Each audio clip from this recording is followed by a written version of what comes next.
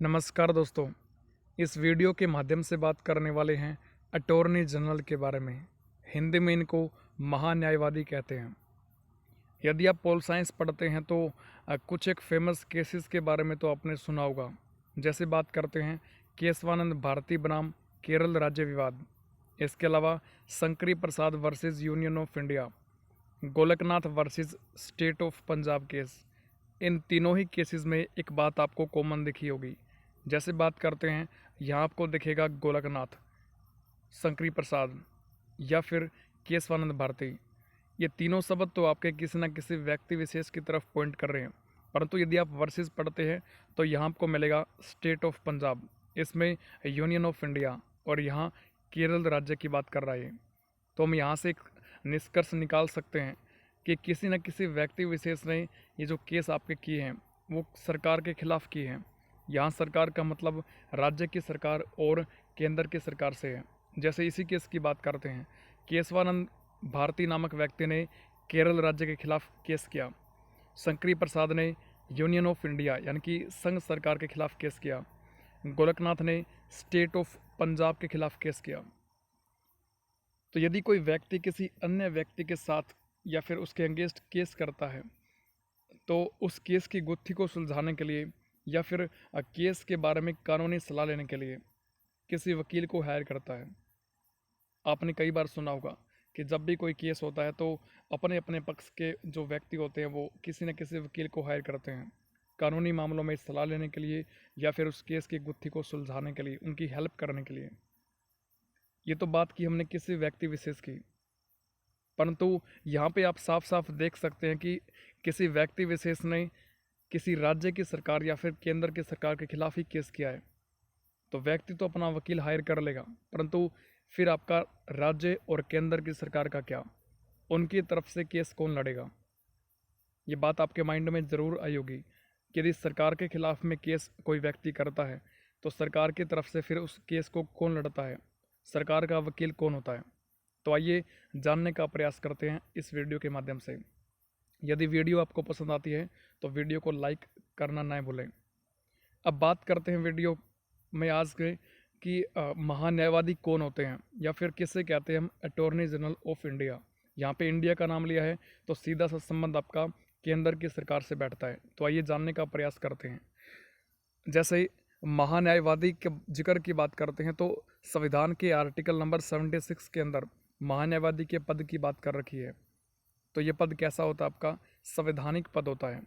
यानी कि हम कह सकते हैं कि जिस भी पद का जिक्र संविधान के किसी न किसी अनुच्छेद के अंदर हमें देखने को मिलता है तो वो पद आपका संवैधानिक पद होता है। इसको इंग्लिश में कॉन्स्टिट्यूशनल डेजिग्नेशन के नाम से जानते हैं। अब महान्यायवादी केंद्र सरकार का प्रथम विधि अधिकारी होता है। इसका मतलब ये हुआ कि केंद्र सरकार को यदि कानून के मामलों में कोई भी सलाह चाहिए होती है तो उनको सलाह कौन देता है? महान्यायवादी देता है। या फिर केंद्र सरकार का प्रथम वकील भी हम महान्यायवादी को ही बोलते हैं।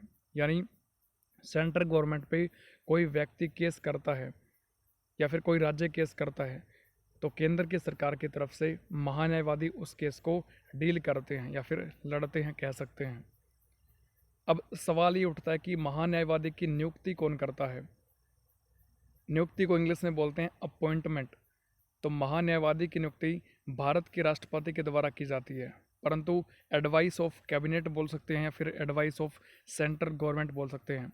यानी केंद्र सरकार की सलाह पर भारत के राष्ट्रपति के द्वारा भारत के महान्यायवादी की नियुक्ति की जाती है।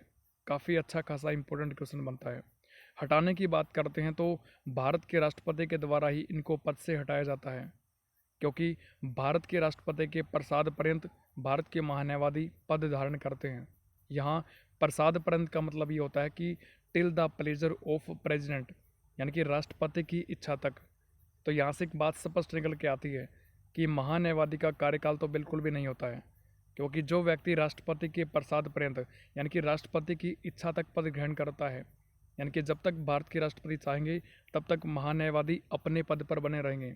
तो हम कह सकते हैं कि भाई फिक्स कार्यकाल तो नहीं होता है। उसके अलावा बात करते हैं ओथ की, यानी कि शपथ। तो भारत के महान्यायवादी को शपथ भारत के राष्ट्रपति ही दिलाते हैं। रिज़ाइन यानी कि त्यागपत्र की बात करते हैं तो भारत के महान्यायवादी को त्यागपत्र भी भारत के राष्ट्रपति को ही देना होता है। कार्यकाल तो नोट फिक्स है। मिनिमम और मैक्सिमम एज की बात करते हैं यानी कि भारत का महान्यायवादी बनने के लिए कम से कम कितनी आयु चाहिए और अधिक से अधिक कितनी उम्र का व्यक्ति भारत का अटॉर्नी जनरल बन सकता है, तो ये भी आपका फिक्स नहीं होता है। उसके अलावा बात करते हैं तो राइट टू ऑडियंस यानी कि सुनवाई का अधिकार। अब वकील है तो सिंपल सी बात है कि इसका संबंध किसी न किसी कोर्ट से होगा। तो भारत का महान्यायवादी भारत के जितने भी कोर्ट्स होते हैं, चाहे वो आपका सुप्रीम कोर्ट हो, हाई कोर्ट्स हो या फिर सब ऑर्डिनेट कोर्ट हो। यहाँ सब ऑर्डिनेट कोर्ट्स का मतलब होता है जो आपके डिस्ट्रिक्ट लेवल के जो कोर्ट्स होते हैं या फिर ग्राम न्यायालय होते हैं, ट्रिब्यूनल्स होते हैं। उसके अलावा तमाम तरह के अन्य कोर्ट्स हो सकते हैं। इट मीन्स कि भारत के सुप्रीम कोर्ट और राज्यों के हाई कोर्ट को छोड़कर जितने भी कोर्ट्स आपके होते हैं भारत में, उनको हम बोलते हैं सब ऑर्डिनेट कोर्ट्स यानी कि अधीनस्थ न्यायालय बोलते हैं। तो भारत के महान्यायवादी को भारत के किसी भी कोर्ट के अंदर सुनवाई का अधिकार होता है। उसके बाद बात करते हैं पारिश्रमिक की। इसको इंग्लिश में रेमुनरेशन बोलते हैं। तो कई बार आपसे एग्जाम के अंदर पूछता है कि भारत के महान्यायवादी की रेमुनरेशन यानी कि पारिश्रमिक कौन तय करता है, तो वो भी भारत के राष्ट्रपति के द्वारा तय किए जाते हैं। यहाँ पे पारिश्रमिक का मतलब है वेतन भत्ते की बात करते हैं, यानी कि इनका वेतन कौन फिक्स करता है, किस किस प्रकार के इनको भत्ते मिलेंगे, ये कौन फिक्स करता है। तो भारत के राष्ट्रपति के पास में पावर होती है। संविधान में कुछ फिक्स उल्लेख कर नहीं रखा है। क्वालिफिकेशंस की बात करते हैं तो भारत का नागरिक हो, हाई कोर्ट का जज का एक्सपीरियंस हो 5 साल का, हाई कोर्ट में वकील का एक्सपीरियंस हो 10 साल का, या फिर राष्ट्रपति की नज़र में कानून का अच्छा जानकार हो, या फिर कह सकते हैं कि विधिवेता हो। तो ऐसा ही कोई व्यक्ति आपका भारत का महान्यायवादी बनता है। कई बार आपसे ये भी आपको देखने को मिलता है कि जो व्यक्ति भारत के सुप्रीम कोर्ट में जज बनने की योग्यता रखता हो, तो ऐसा कोई व्यक्ति भारत का महान्यायवादी बनता है।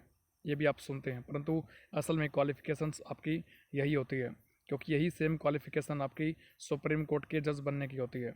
यानी कि भारत का नागरिक हो, हाई कोर्ट में जज का एक्सपीरियंस हो 5 साल का, हाई कोर्ट में वकील का एक्सपीरियंस हो 10 साल का, कह सकते हैं। कार्य की बात करते हैं तो भारत सरकार को विधि संबंधित सलाह देता है। यहाँ विधि का मतलब कानून यानी कि लॉ से है। राष्ट्रपति द्वारा कोई कार्य दिया जा सकता है। केंद्र सरकार की तरफ से भी केस यानी कि केस लड़ता है। व्यक्तिगत केस भी लड़ सकता है, परंतु केंद्र सरकार के खिलाफ नहीं होना चाहिए। यानी कि कोई व्यक्ति विशेष यदि केस देना चाहे भारत के महान्यायवादी को, तो उसकी तरफ से भी भारत का महान्यायवादी केस लड़ सकता है, परंतु वो पर्टिकुलर केस राज्य यानी कि सरकार के खिलाफ नहीं होना चाहिए, कह सकते हैं। उसके अलावा बात करते हैं तो भारत के महान्यायवादी LS का मतलब यहाँ लोकसभा से है और RS का मतलब यह राज्यसभा से है। यानी भारत के महान्यायवादी लोकसभा और राज्यसभा में सीटिंग यानी कि बैठने का अधिकार रखते हैं। एडवाइस यानी कि सलाह वगैरह देने का अधिकार रखते हैं। एड्रेस की बात करते हैं तो यानी कि संबोधन करने का अधिकार रखते हैं। जैसे क्लास में आपको एक टीचर संबोधन करता है, आपको सब कुछ जानकारियाँ देता है, खड़ा होकर आपको सब कुछ सिखाता है, बताता है, तो एक टाइप का एड्रेस हुआ, संबोधन हुआ। जैसे जब भी आपका सेशन स्टार्ट होता है पार्लियामेंट का, तो राष्ट्रपति संबोधन करते हैं स्टार्टिंग में। जैसे ही राज्य के विधानमंडल का सेशन स्टार्ट होता है, तो राज्य के राज्यपाल भी संबोधन करते हैं, भाषण देते हैं अपना, कह सकते हैं। पार्टिसिपेट इन पार्लियामेंट्री कमेटी, जितने भी आपके संसदीय समितियाँ बनती है या फिर आप प्रोसीडिंग कह सकते हैं, उनके अंदर पार्टिसिपेट करता है। परंतु not right to vote in any house, किसी भी सदन में वोटिंग का अधिकार नहीं रखता है। ऐसा क्यों होता है? क्योंकि note member of any house, संसद के किसी भी सदन का, लोकसभा हो चाहे राज्यसभा हो, किसी भी हाउस का मेंबर नहीं होते हैं भारत के महान्यायवादी। इस कारण से इनको वोटिंग का अधिकार भी नहीं है। केंद्र सरकार का द्वितीय विधि अधिकारी ये कौन होता है? यानी कि हमने पढ़ा कि भारत का या फिर केंद्र सरकार का प्रथम विधि अधिकारी भारत का महान्यायवादी होता है। तो फिर दूसरा विधि अधिकारी कौन होता है? उनका नाम होता है सॉलिसिटर जनरल होता है। ठीक है, वर्तमान में तुषार मेहता जी है। यानी कि यदि AGI छुट्टी पे है, काम नहीं कर सकते हैं, यदि केस लड़ने में असमर्थ है, तो फिर कौन लड़ेगा भारत सरकार की तरफ से केस? वो आपके सॉलिसिटर जनरल इनकी लड़ते हैं। या फिर हम कह सकते हैं एक तो आपके सॉलिसिटर जनरल हुए, एक आपके एडिशनल सॉलिसिटर जनरल भी होते हैं। ये दोनों हेल्प के लिए होते हैं, यानी कि अटॉर्नी जनरल की सहायता करते हैं, कह सकते हैं। ये तस्वीर जो आपको स्क्रीन पे दिखाई जा रही है, ये है भारत के प्रथम महान्यायवादी। इनका नाम है मोतीलाल चंद सीतलवाड़। भारत के प्रथम महान्यायवादी थे।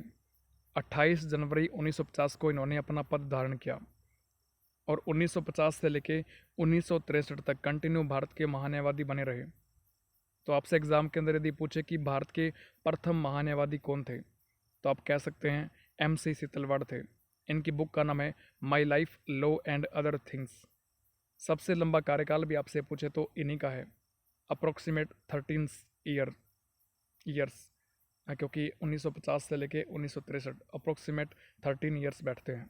उसके बाद बात करते हैं कि ये जो आपके सामने स्क्रीन पे दिखाई जा रहे हैं, इनका नाम क्या है।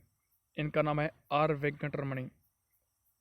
यानी कि हमने पहले महान्यायवादी की तो बात कर ली, अब हाल ही में 16वें भारत के महान्यायवादी नियुक्त किए गए हैं भारत के राष्ट्रपति के द्वारा, तो वही आपको स्क्रीन पे दिखाए जा रहे हैं। R वेंकटरमणि भारत के अगले अटॉर्नी जनरल के रूप में नियुक्त। अब ये नियुक्ति आपकी कब की गई? 28 सितंबर 2022। यानी कि अब मैं जो वीडियो बना रहा हूँ वो आपकी 30 सितंबर 2022 को बना रहा हूँ। यानी कि आज से ठीक 2 दिन पहले R वेंकटरमणि को भारत के राष्ट्रपति के द्वारा अगले अटॉर्नी जनरल, और कौन से नंबर के बने हैं? तो 16वें नंबर के आपके बने हैं। ठीक है। उसके बाद में श्री वेंकटरमणि वर्तमान अटॉर्नी जनरल के वेणुगोपाल की जगह लेंगे। यानी कि 15वें वर्तमान में और 15वें भारत के अटॉर्नी जनरल है के वेणुगोपाल, इनके स्थान पर आ जाएंगे वेंकटरमणि। इनका कार्यकाल 30 सितंबर 2022 को समाप्त हो रहा है। तो भारत के 15वें और वर्तमान महान्यायवादी के वेणुगोपाल का कार्यकाल 30 सितंबर 2022 को समाप्त हो जाएगा। उसके बाद 2 अक्टूबर 2022 को R वेंकटरमणि अपना पद धारण करेंगे। नियुक्ति हो चुकी है, लेकिन पद धारण 2 अक्टूबर को करेंगे। इससे पहले एडवोकेट मुकुल रोहतगी, अब ये कौन है? ये भी आपके 14वें नंबर के भारत के महान्यायवादी रह चुके हैं। इनको भी पहले ऑप्शन दिया गया था कि आप चाहे तो बन सकते हैं भारत के महान्यायवादी, लेकिन इन्होंने इस ऑफर को ठुकरा दिया। AG भारत सरकार का मुख्य कानूनी सलाहकार के रूप में काम करता है, तो वो तो हम जान चुके हैं, या फिर प्रथम विधि अधिकारी, या फिर केंद्र सरकार का वकील भी हम कह सकते हैं। तो ये दोस्तों हमने बात की आज AGI के बारे में, यानी कि अटॉर्नी जनरल ऑफ इंडिया के बारे में। आपके लिए ज़्यादा एक क्वेश्चन मैं छोड़ के जा रहा हूँ। इस क्वेश्चन का राइट जवाब करना आपको, भारत के महान्यायवादी का पद हमने किस देश के संविधान से ले रखा है, ये आपको कमेंट करना है। आपके सामने ऑप्शन भी है, ब्रिटेन, कनाडा, अमेरिका या फिर साउथ अफ्रीका। इन 4 में से आपको कमेंट करना है, और जिसका भी राइट आंसर होगा उसको मैं हार्ट दे दूंगा, ताकि सबको समझ आएगा कि भाई इसका राइट आंसर क्या है। Thank you very much.